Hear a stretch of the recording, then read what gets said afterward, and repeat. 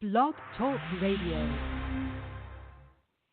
Well, here we go, boys and girls, and across this great country, ladies and gentlemen, too. We don't want to miss out on you guys. This is the Philadelphia Phillies Alumni Podcast, hosted by my good friend Warren Brusstar. I'm Mark Mancini, 60 feet, 6 inches. I'm going to cover the curveballs, the fastballs, whatever he's throwing here. 347-205-9631. You can email ManciniSports@yahoo.com. Without further ado, let me give him the podium, the mic, and the red carpet.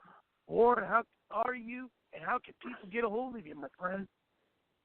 Oh, I'm doing well, Mark. Thank you. I hope you're doing well.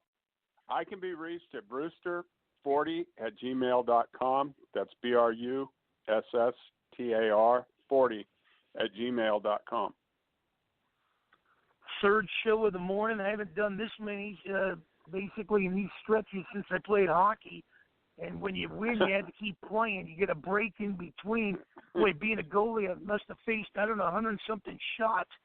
Well, I was wilted and everything, but show must go on. And as we open up this show, I want to dive into something that it's really interesting. We see kids have great high school careers. Some of them win state championships. They go on to colleges. They get drafted. And then all of a sudden you come across a pitching coach that wants to, do it his way and change things up. If it ain't bright, why fix it, But some people want to put their own stamp on it. We were talking to Jeff Juden earlier on his Let's Rock Sports podcast, talking about how change. Did you ever experience anything like that where everything was rolling good? And I use the analogy like this. It's like hiring a guy at your front desk of a 5-star hotel. The guy has a personality, but yet you want to put him in the mail room. What's the strength in that? Right. Yeah. And what is this? What is the strength in changing your delivery or changing something that's working for you? I just don't understand that. Right. Yeah. And that's I came through the Philadelphia Phillies system in the 70s, and they didn't change anything on anybody. We just went out and played every fifth day. I mean, they did little tweaks here and there, but as far as they were concerned, they just wanted to see you play, and the cream would rise to the top, And then, and I've talked to other pitchers before that were in different organizations, and they said, yeah, they got to the big leagues, and all of a sudden they wanted to change it. And and you go, well, why would that be? I mean, that's what you got there for a reason, and why would they change everything? I was fortunate, I guess, to play in the Philly organization where they let you just go out and pitch every fifth day. I learned in college when I went to Fresno State. Bob Bennett taught me for the 2 years I was with him my mechanics, and then I just went out in the minor leagues with the Philly organization and applied it every fifth day. And I had some changes along the way. The biggest change was Billy Connors. The very first day of big league spring training, I used to break my hands off my hip, and he said, let's try breaking out in front off your knee. And all of a sudden I threw strikes. I'd really, really struggled with my command until that point.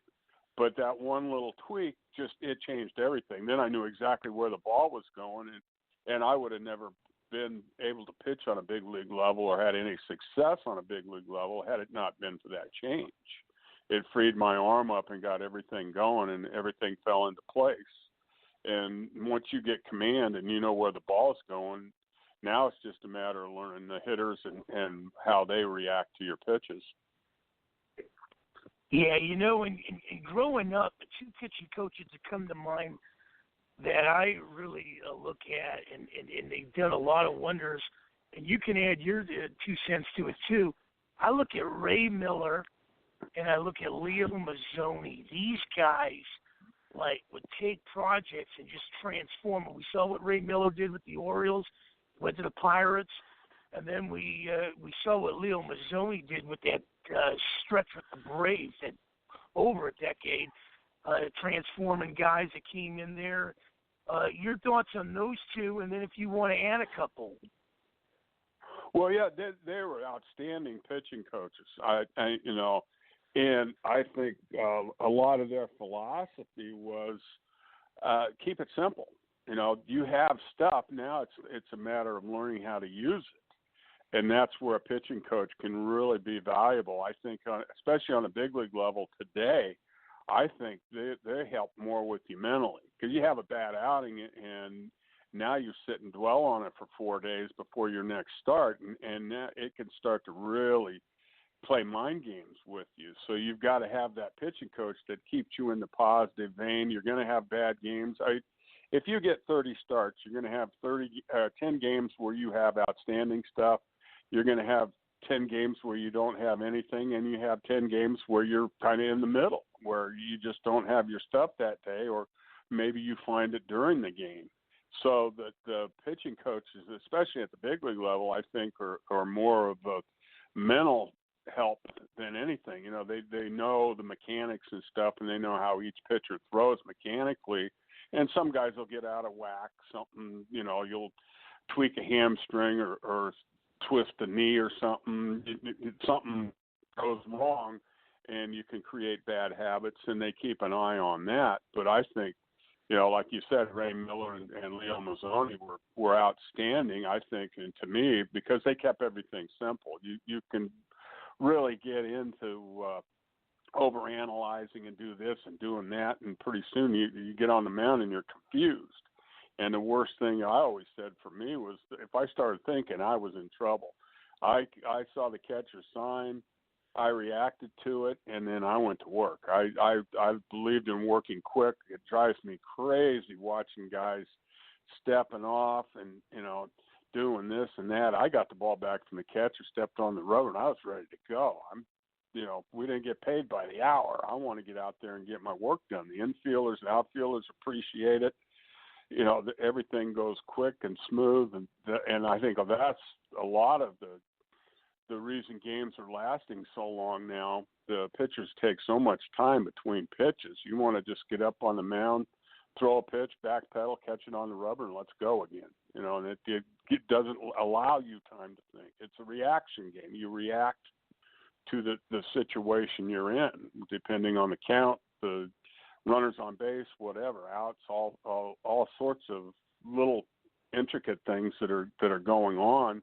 You've got to roll with it, and the more you take in between pitches and stuff like that, it delays the game. Your infielders and outfielders go to sleep, and now they're back on their heels. You want to stay aggressive and be aggressive. I always tried to pitch aggressive and attack the strike zone, where a lot of guys, especially when they get to the big leagues today, they're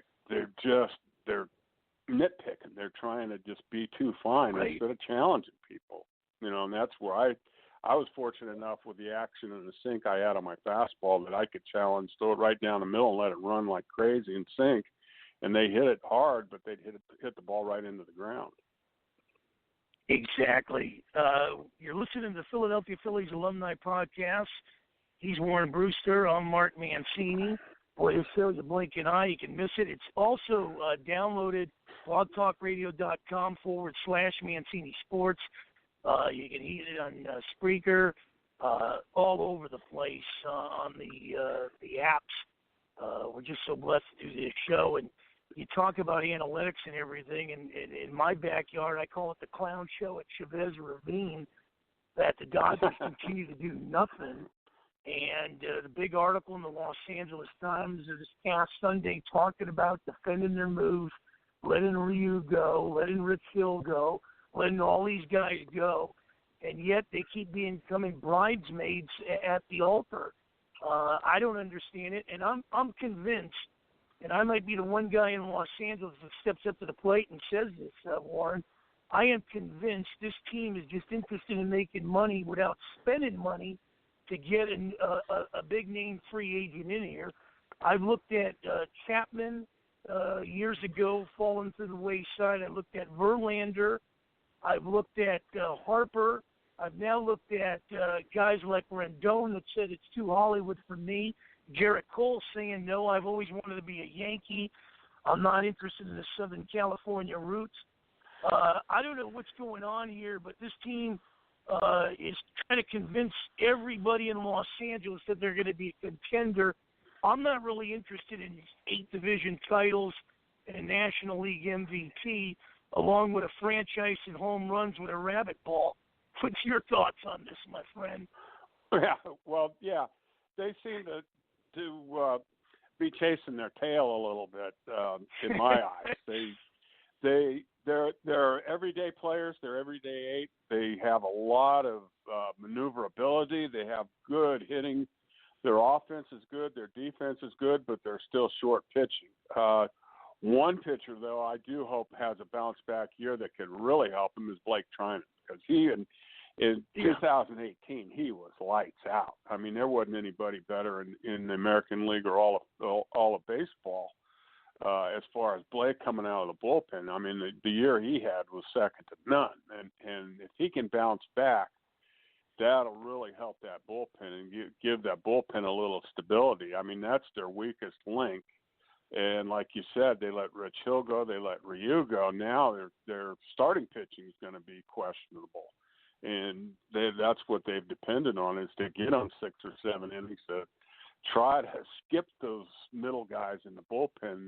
They're bridge guys to Kenley Jansen, and Kenley Jansen's now starting to come back to the pack. He's not the dominant 96 to 98 mile an hour cut fastball that was almost impossible to hit and just absolutely ate up left-handed hitters. Now he's 92 to 94 and it's come down back to earth, and you need that one closer in the bullpen where you know the ninth game's over, and like he was a couple years ago. But if Trinan comes back and Kenley can have a decent year and be consistent, at least they'll have two pieces in the bullpen to try to piece around. And I think, like you said, that the Dodgers have won eight Western Division crowns in a row, and they're kind of at the point where they don't have to worry about anybody in the West catching them.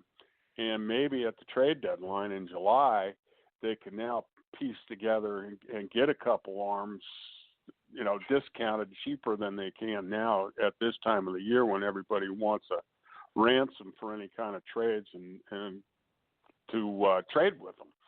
So it's a matter of time before because it's something they've definitely got to address. They've got to address the pitching staff, because the position players are fine. They just need some pitchers to get people out so they can compete to win a World Series or go to a World Series again and win it.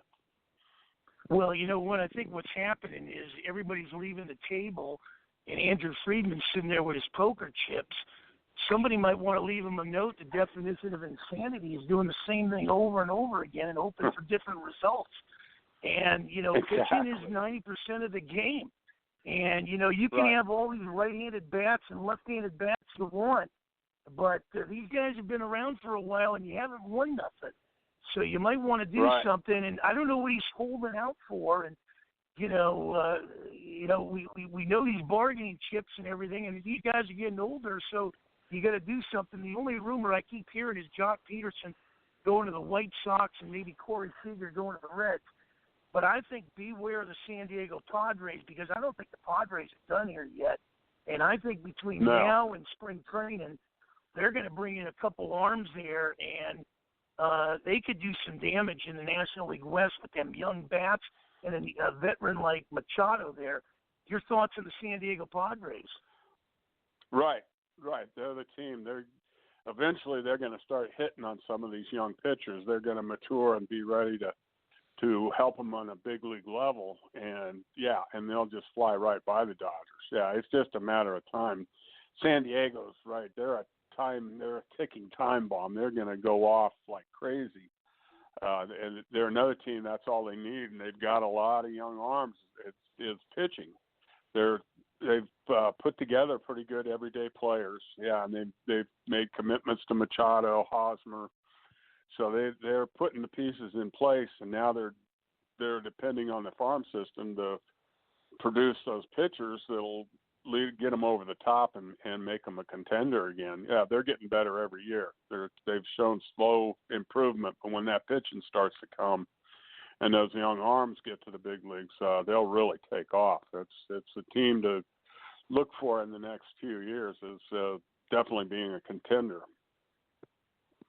Philadelphia Phillies Alumni Podcast. That's my good friend Warren Brusstar. I'm Mark Mancini. 15 minutes left in this great show. We'll be back again next week, too. And then Warren is in Clearwater with that Fan Fest. Warren, before we get to that Fan Fest, John Smoltz made a statement the other day on the MLB Network, and I love John Smoltz tremendously. He agrees to, get more teams and everything. I don't know what he was thinking when he made this statement. I don't know if he was on Times Square and celebrating 2020 coming in, but he thinks the New York Mets can contend with the Phillies, Nationals, and Braves.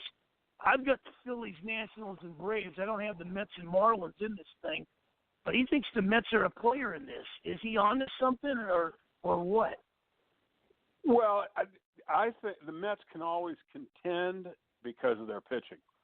Yeah, their position players are erratic. Alonso had a great year. Now it's a matter of what does he do a second year. A lot of rookies have great rookie years, and then all of a sudden they hit that sophomore slump. That's when you see if a guy's going to have a big time career or whatever is how he does his second year. Because now the league has a chance to see him for a year, adjust to him. Now he's got to make the adjustments back to continue to do what he did last year. But with DeGrom, Syndergaard, Matz, that stable of pitching, as long as the pitching stays healthy, they will contend. But they also have huge issues in the bullpen. They had a lot of pitchers struggle coming out of their pen. Diaz really struggled for him, and he's got one of the best arms in the game, one of the nastiest wipeout sliders, but really struggled. And a lot of times it's, can you handle the pressure of pitching in New York? He was great when he was in Seattle. Now he goes to the big city, and all of a sudden he changes his whole mindset on what he's trying to do pitching-wise. And you have a couple bad outings. Now the fans start to get on you a little bit, and you can really take that personal where, it's something you can't do. You can't take it personal. The times I always said, when I had bad outings, if I was in the crowd, I'd have booed me too. So you kind of have to laugh it off, and today's a new day and start all over again. You can't let things fester and take them with you, because then they start to snowball on you, and you see what kind of year he had last year. He struggled to get anybody out by the end of the year, and it's not because he doesn't have the stuff. His stuff is still there. His mind is just completely gone. He's lost his concentration. And once you lose concentration on a big league level, boy, it's tough to get back and get your confidence back. And all of a sudden, you go, well, now what? What's going to happen next? You hang a pitch and they don't miss it, where maybe you got away with it a couple times before. It can really snowball on you. Yeah, and you know what? I always look at guys like Tom Brady, LeBron James, Kobe Bryant, and then I like the guys like Bryce Harper in baseball and stuff like that. The guys that have that little chip on their shoulder, but the other guys that I was referring to, the relentless pursuit of perfection.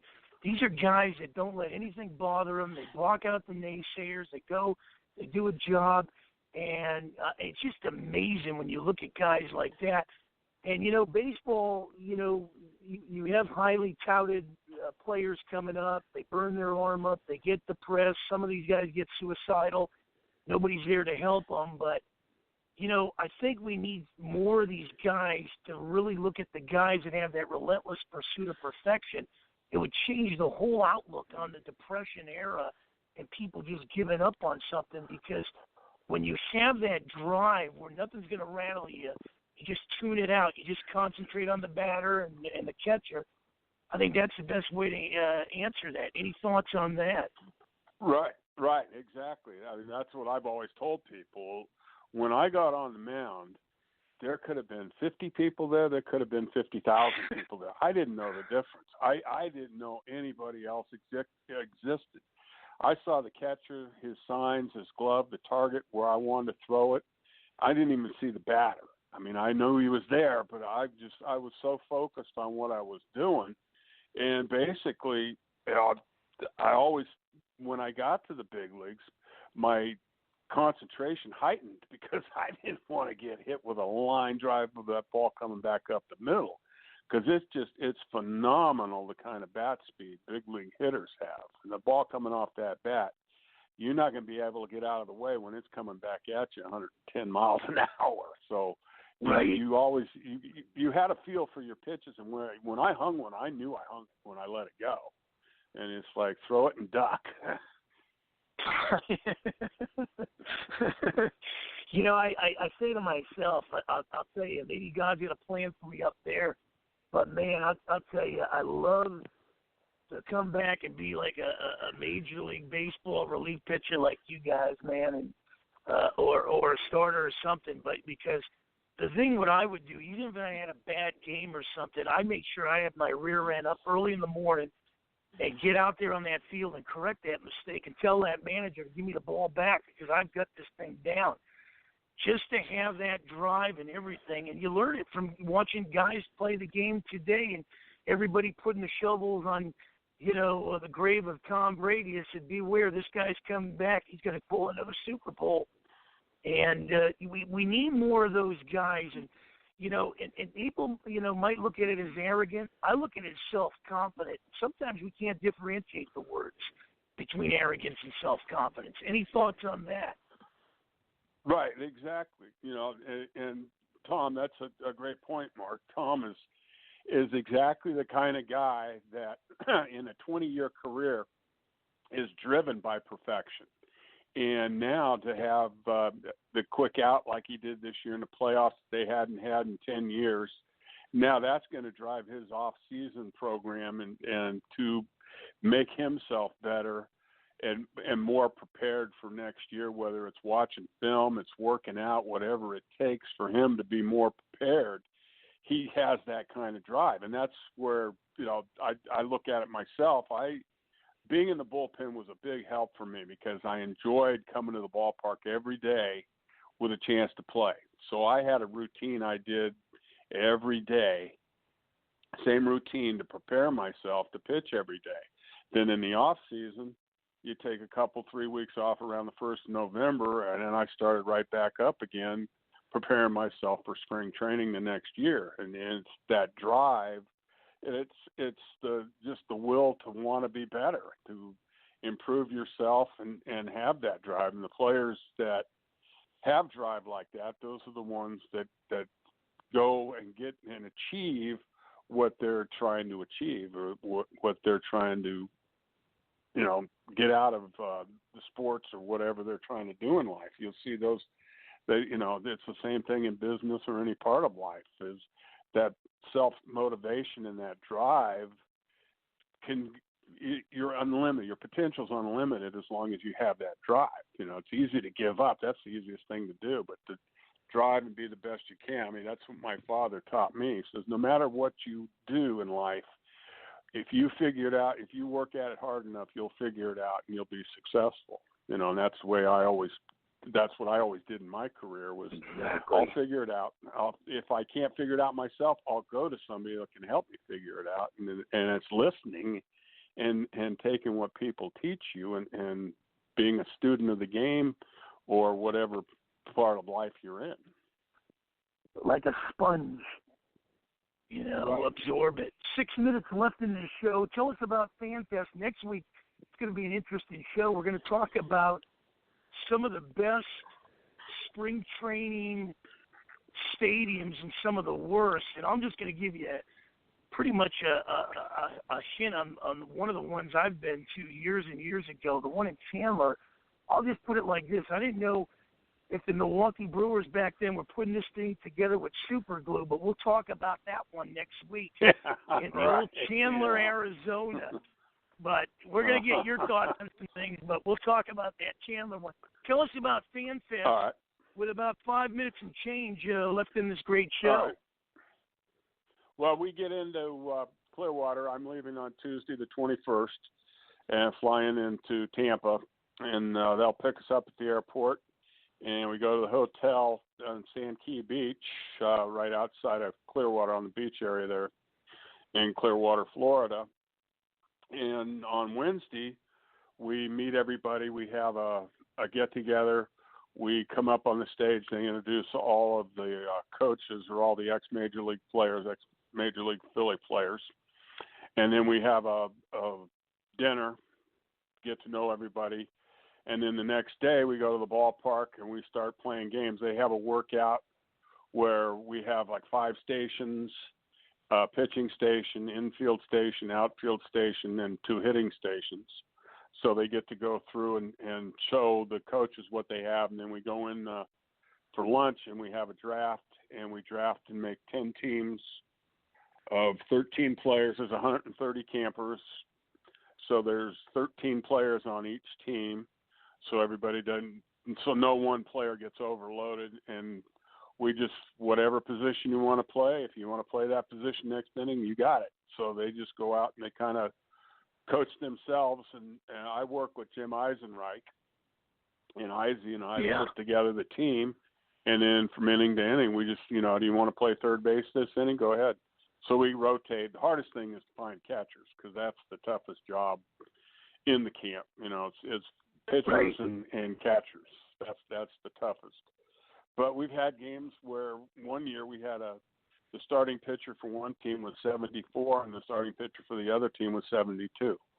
So you've got to be 30 years of age, and it's just they go out there and it's hilarious. These guys that are old, frustrated baseball players, maybe they haven't played it since Little League. Some of them have never played at all, never, didn't even play Little.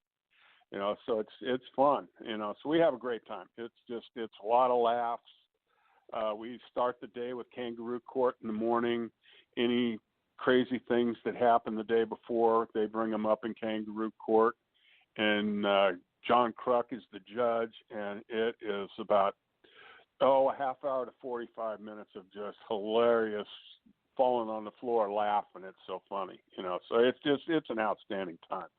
The campers have a great time. We as the ex-major leaguers have a great time, and it becomes a family. Our team, I coach, like I said before, with Jim Eisenreich, and we have the Tuggers, the Tug McGraw team, and it's become a family. I've been getting emails the last few weeks about the players. They're getting all excited. They're all gearing up. They're working out. A lot of my guys are from the L.A. area. They're Hollywood executives and producers and stuff. That grew up in Philly, but they've now since migrated out to L.A. But they're a great group of guys, and we bust each other's chops the whole time. It's hilarious. Great food, great time. It's just I can't say enough how much I look forward. This will be, I think, my 15th year, and it gets better every year. Man, oh man, I tell you, you get them Hollywood jets going up there, and then all of a sudden the movie rolls, and then all of a sudden you're moving down here, and you're right in my backyard. Right. Uh-huh. It's amazing. Yeah, there's 5 or 6 of them that work in Hollywood. They're producers and directors. Yeah, so they have a great time, and they can't play baseball at all. It's hilarious. Yeah. Yeah, and then you're wearing you're probably wearing them old. Yeah, you're wearing them old pinstripes. I got to show up with those canary outfits that look like Caltrans workers that the Pirates used to wear in the 70s, or maybe the all black where it'd be like 190 on a Busch Stadium turf in the old days, or Veterans Stadium. Hey, we got about 50 seconds left in this great show. How can people get a hold of you real fast, my good friend? I love doing this with you. And this year we're going to hit the show big. This is the best. It's so much fun. I really enjoy it, Mark. I can be reached at brusstar40@gmail.com. That's Brusstar, BRUSSTAR @gmail.com. I'll tell you one thing. Next week we'll also talk about seeing if I could throw a fastball. Maybe Luzinski would throw it right up in the bull ring for that. Right. Well, in the off season, my father, Bull came up doing wine tasting. He came up my road, So my dad said, Wow. let me go get some baseballs and a bat. And he threw a pitch to Bull and hit it. And he marked a spot on our property where it landed. Yeah, because Bull's a great guy. I love He's the Bull, just, man. Yeah, he'd give you the shirt off his back. Unbelievable. What a great man. Yeah, unbelievable. We are out of time, my good friend. He is Warren Brusstar. I'm Mark Mancini, 60 feet 6 inches. This is the Philadelphia Phillies Alumni Podcast. And I'll tell you, we'll be back next Friday, 9:30 to 10. That's 12:30 to 1 on the East Coast. So if you're anywhere near Geno's or Pat's in Philadelphia, stop and have a cheesesteak, listen to the show. Till then, have a blessed weekend. We love you.